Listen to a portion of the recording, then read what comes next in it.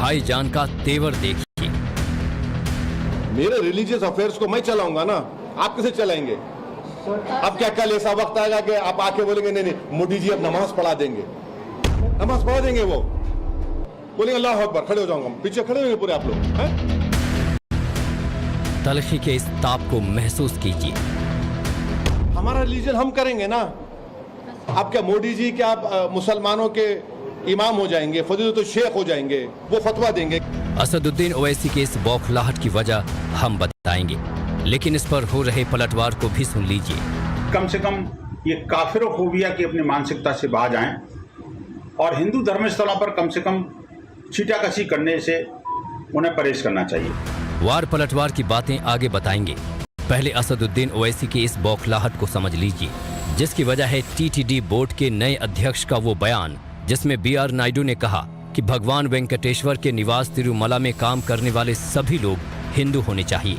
बस फिर क्या, ओवैसी साहब को मिल गया मौका, लगे सवाल उठाने, और सुनिए इस दौरान उन्होंने किस तरह की दलीलें दी।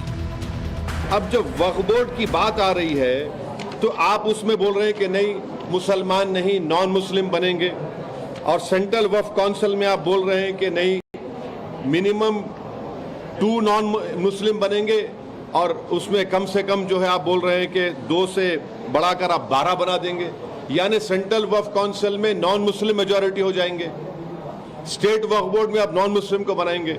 तो ये पैरिटी होना चाहिए ना भाई। जब टीटीडी बहुत बड़ा हिंदू धर्म का एक वो मरकज है, वहां पर आपके ट्रस्टीज कोई मुसलमान नहीं हो सकता है, नॉन हिंदू नहीं हो सकता है। वक्फ बोर्ड में कैसे नॉन मुस्लिम मेंबर बनेगा? अब तो चेयरमैन साहब ये कह रहे हैं कि जो एम्प्लॉइज हैं, एम्प्लॉइज भी हिंदू धर्म के होना चाहिए। दरअसल असदुद्दीन ओवैसी का असल मकसद है PM मोदी को घेरना, और इसके लिए उनको एक मौका तिरुमला तिरुपति देवस्थानम बोर्ड यानी कि TTD ने दे दी। उसके फैसले का हवाला देकर ओवैसी अपने एजेंडे में लग गए, मोदी सरकार पर सवाल उठाने लगे और वक्फ बोर्ड में गैर हिंदुओं का विरोध करने लगे। लेकिन पूर्व कांग्रेस नेता आचार्य प्रमोद कृष्णम ने TTD के चेयरमैन के फैसले का समर्थन किया है। आस्था का सम्मान होना चाहिए। तिरुपति बालाजी का जो स्थान है वो आस्था का स्थान है, तो वहां उन लोगों को नहीं होना चाहिए जिनकी आस्था तिरुपति में नहीं है। उसी तरह तिरुपति बालाजी में उन लोगों को नहीं रहना चाहिए जो बीफ खाते हों, जो गौमांस भक्षण करते हों। तो ये फैसला तो अच्छा फैसला है, तो मैं तिरुपति बालाजी के अध्यक्ष के इस फैसले की सराहना करता हूं, और ये सनातन का विषय है, इसे सनातन की दृष्टि से देखना चाहिए। आचार्य प्रमोद कृष्णम ने अपने बयान में ओवैसी पर कोई टिप्पणी नहीं की, लेकिन ओवैसी के उल जलूल तर्कों पर VHP की तरफ से हमला बोला गया और वक्फ के जरिए हजारों करोड़ की जमीन हथियाने का आरोप भी लगाया गया। सुनिए VHP के प्रवक्ता ने क्या कहा।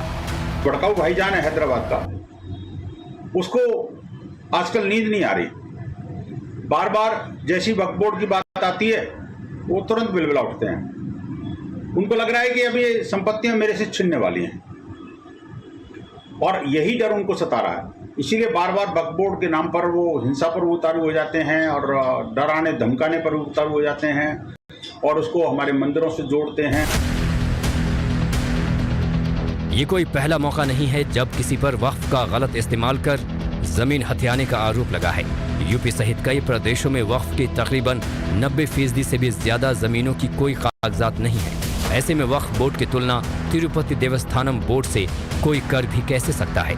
दोनों बोर्ड के बीच समानता साबित करना वाकई भड़काने वाला ही है।